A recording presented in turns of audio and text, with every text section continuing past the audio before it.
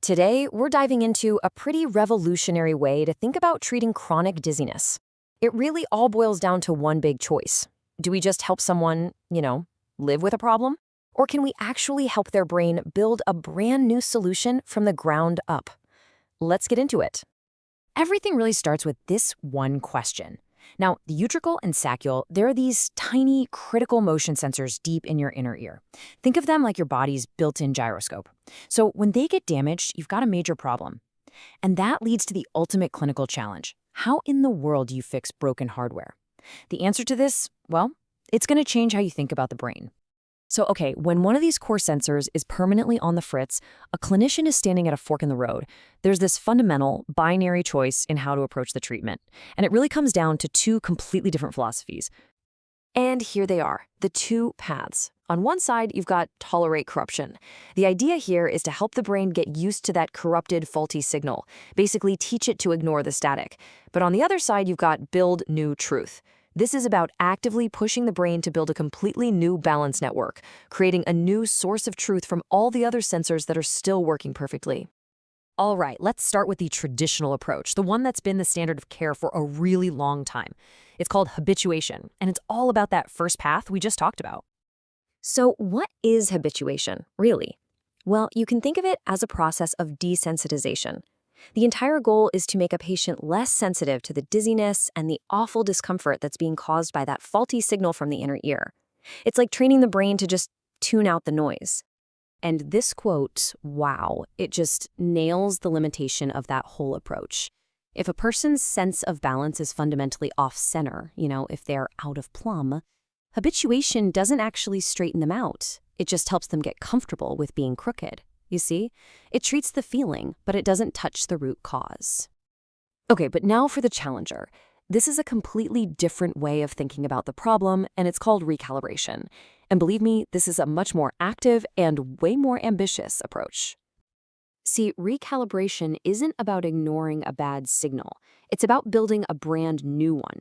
It actively forces the brain to find a new, stable center of balance. How? By weaving together all the good parts that are left, the functional sensors from your eyes, your feet, what's left of your inner ear, and organizing them into a new, solid network. I really love this quote because it just highlights the key difference so perfectly. This is not a passive thing. It's not about just getting used to something.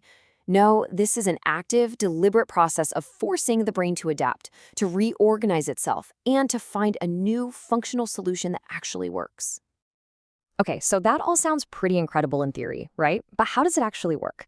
I mean, how do you engineer a whole new balance network inside someone's brain? Well, it's not magic. It's a very specific three-part strategy. And here's the playbook. First up is somatosensory control. This means using things like different surfaces for a person to stand on to carefully manage the load on their balance system. Second is visual management. Here, you control their visual input so the brain doesn't start cheating by becoming overly reliant on just their eyes. And third, directional progression. This is all about highly repetitive, perfect practice of specific movements to teach the brain exactly where its new healthy center is. And now we get to the absolute heart of it all, the fundamental difference, the real showdown between these two approaches. It all comes down to what they choose to focus on, the sign or the symptom.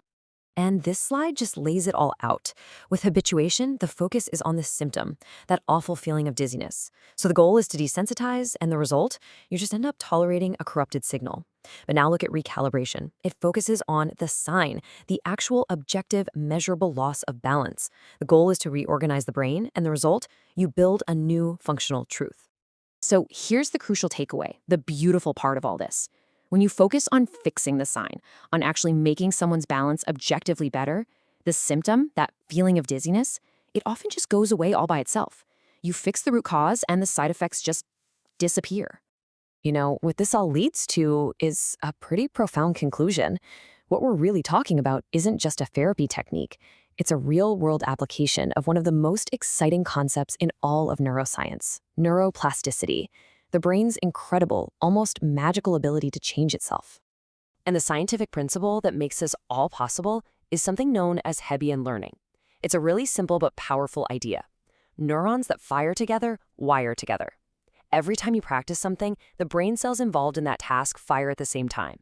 And over time, they form stronger, faster, more efficient physical connections. They literally wire themselves together, building new pathways in your brain. And this brings us to a really inspiring final thought. With recalibration, therapists are doing so much more than just helping a patient cope. They are acting as architects. They're providing the blueprint for the brain to literally rebuild itself, to create a new, more functional version of that person. And that leaves us with this fascinating question to just ponder. We've just seen that the brain can be guided to construct a whole new network for something as fundamental as our sense of balance. So, what are the limits? What else can the brain learn to rebuild, to rewire, to recalibrate? The possibilities, when you really think about it, are absolutely extraordinary.